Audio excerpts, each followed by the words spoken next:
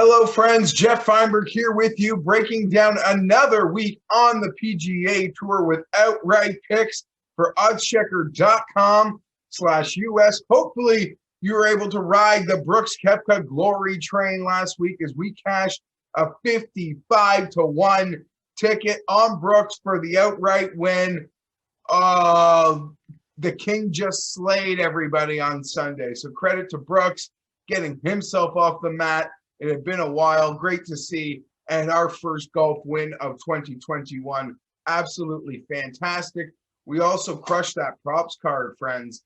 We split our two matchups, so a wash there, but hitting 3 of our 4 top 20 selections. Varner cashing in the plus 650. Louis cashing in the over 2-1. And Corey Connors cashing as well. So great, really great week for us when it comes to the PGA Tour picks. Let's see if we can keep it going. Before I do me a favor, like, sub, comment, hit that like button, sub so these drop right into your feed each week. I'll be returning later in the week with a props video. Sometimes we got to use those props to offset outright losses. Wasn't the case last week. And throw me a comment. Tell me who you like to win the not Waste Management. That's where we cash the monies with Brooks. Pebble Beach Pro-Am. No Pro-Am this year.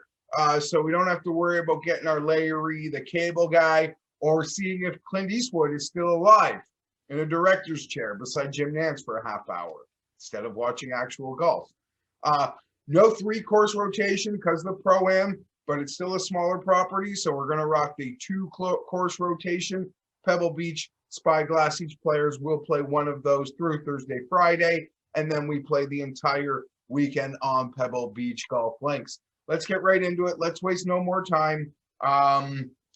More words required. Dustin Johnson withdrew last night, and that really threw a whole wrench into this entire operation. We were never betting Dustin, and we would probably laugh at anyone who did want to bet a plus 350 4-1 golfer to win a golf tournament. As great as Dustin Johnson is, there is absolutely no disputing any part of that. Can you hear me better now? I really hope the audio in that first minute isn't so bad, because I'm going to power through this and I'm going to trust it's okay so I can send this video off. I'm sorry, I'm just feeling good. Want to get the picks out. No Dustin. Really affected the odds board, guys. I mean, for starters, I've never seen a golfer that low in golf odds since peak Tiger Woods. 350, 4-1. That was absolutely crazy. He withdrew. It threw a big wrench into the numbers. Although, mind you, I think there is still some opportunities that can exist out there. Yesterday afternoon, I got my card rolling with some outright bets. I was going to spend the evening debating the rest of the card, waking up, recording this. We'll have the card finalized. That wasn't the case. The moment Dustin Johnson withdrew, I felt compelled to go make some bets. As the board still had them up. So I bet Daniel Berger at 20-1 last night, because we bet Daniel Berger last week in Phoenix at 20, and now no one was in this field, and I could get Daniel at the same number. So I'm kind of overexposed. I have bet Daniel Berger at 20-1. The best number available now with the withdrawal of Dustin Johnson is a 14. In the interest of full disclosure, I own Daniel Berger at 20-1. I don't know in good conscience that I want to recommend it 14, but I'm letting you know that I have bet it. So there we are with that. Moving along, Jason Day. We bet Jason Day at 30-1 yesterday. Apparently it opened at 50. That must have been a crazy number. I was sleeping in outside after the Super Bowl. But Jason Day is now down at 21-1 over at FanDuel Sportsbook, with a low odd I'm seeing using that odds checker grid of 18-1. I'm pretty big on Jason this week. So scary enough, I'm actually going to still stick with the wager. I know I have it, but I got no issues if you guys want to get on board with this one. And he has He has a top 5 finish in 5 of the past 6 years here at Pebble. The only blip is a T11 in 2016. So Jason Day, he loves it here at Pebble Beach Golf Links, friends. I expect him to have a great week. He's been coming around with his ball striking. It has been his putting that has let him down. That will be a common theme, I guess, through this video. But it has been his putting that has let him down. We know for certain Jason Day is one of the best putters alive historically. We got to hope there's a quick fix there. So I am in on Jason Day to win at Pebble Beach Golf Links. I have made that bet. It is 30-1. I don't know. It's been slashed nearly 33%.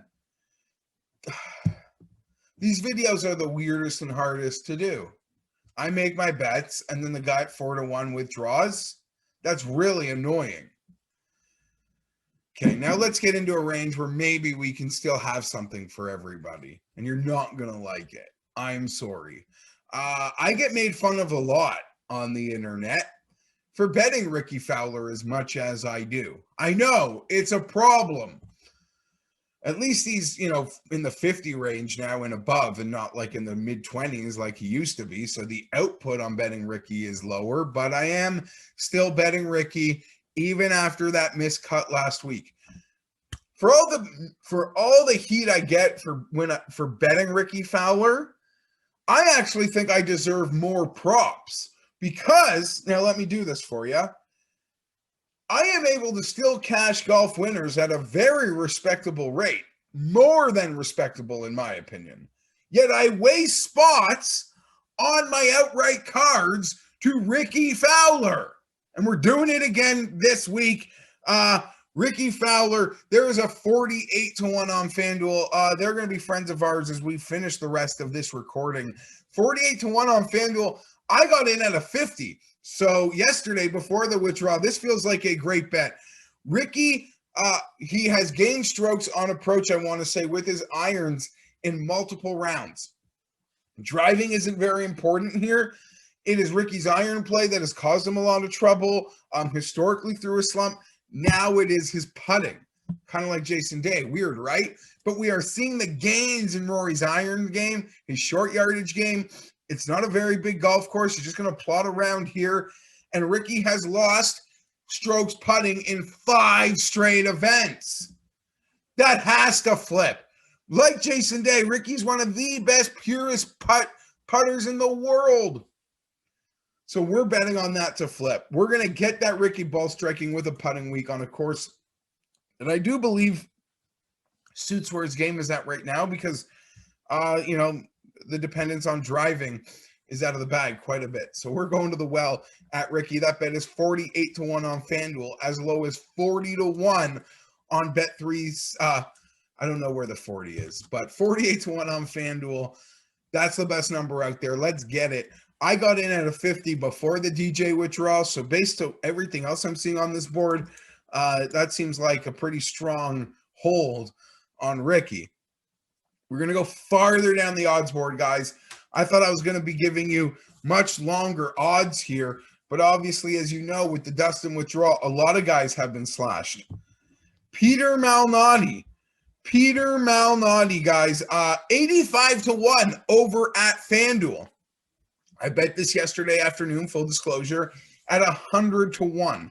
I still like 85-1, and this is why Odds Checker is so great. It is 85-1 on FanDuel, but if you use that Odds Checker grid, there is a consortium of 50-1s out there. Peter Malnati winning this golf tournament is an enormous ask. It is an enormous ask. I acknowledge that. He's been a friend to us. He is a great putter who is now hitting the ball well with his irons on a course that works for Peter, who's been scoring pretty much everywhere he shows up. So I'm going to take my chances on Peter this week at Pebble Beach. 85-1 on FanDuel. Conversely, there are 50-1s on this board when using the Odds Checker grid. Is Peter Malnati going to win this week? Highly unlikely. Just going to be honest, right? You guys know what's going on here. I don't need to explain that part to you. It's 140 guys putting a tee in the ground. But if he wins, we're not getting 50 to 1. You sure as hell ain't gonna get 50 to 1 if he wins, because that's BS. That's BS. Malnati wins, we're gonna get the most out there for it.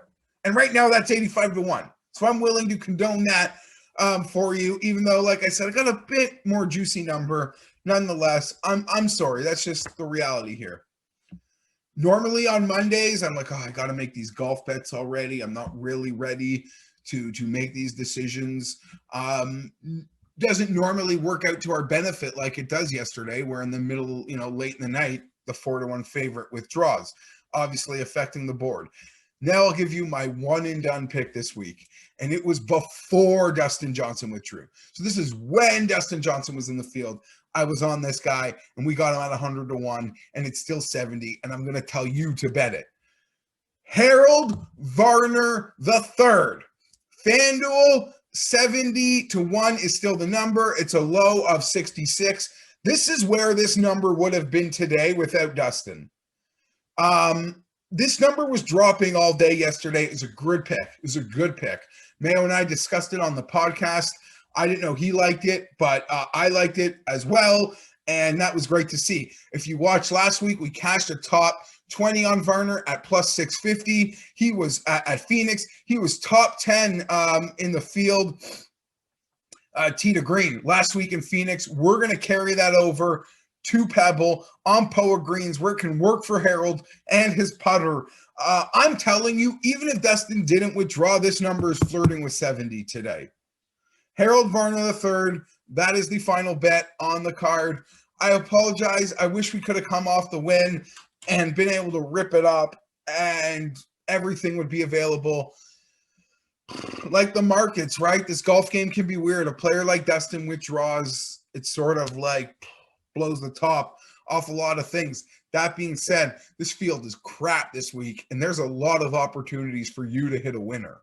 I might not have it, but there are opportunities out there. And use oddschecker.com/US to make sure when you're making a bet here, and if you hit a winner, you're going to get the most in return for it. That's what I preach for you guys in using oddschecker.com. It helps me get the best numbers. Hopefully it can help you. It will help you do the exact same. I am Geoff Fienberg. Thank you for watching. Like, sub, comment, all those things. I'll be back later in the week breaking down props over at Pebble Beach Golf Links. Oh, and shout out to my Gary Woodland pullover. This was the pullover he won the U.S. Open at Pebble Beach in, so I figured it would be appropriate for me to wear it here today, right? That's about it. Okay, I've already been long-winded here, so I'm going to leave, and I'll see you tomorrow.